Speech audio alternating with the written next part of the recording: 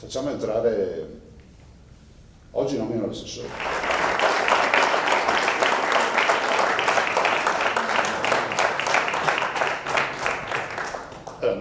Non ha bisogno di presentazioni, vedo già che state twittando e mandando messaggi. Valeria Mantovan. Sì, grazie, perché non è sempre facile superare dei pregiudizi alle quali poteva essere comunque soggetta la mia figura. E come dicevo prima, anche quello legato all'età, no? Quando si dice in maniera un po' semplicistica che una persona è in grado di fare o non fare una cosa in base a questa.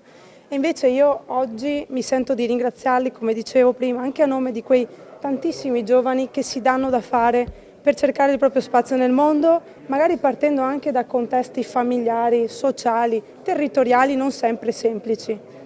Non è stato semplice dire di sì, perché insomma lei è molto anche legata al suo ruolo di primo cittadino a Portoviro.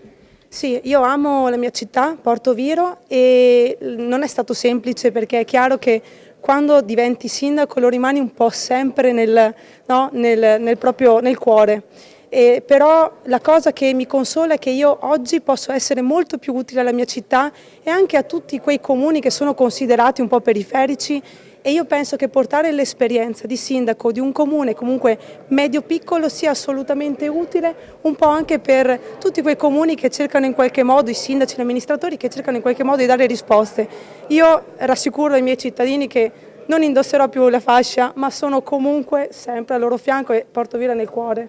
Quale sarà il suo contributo personale?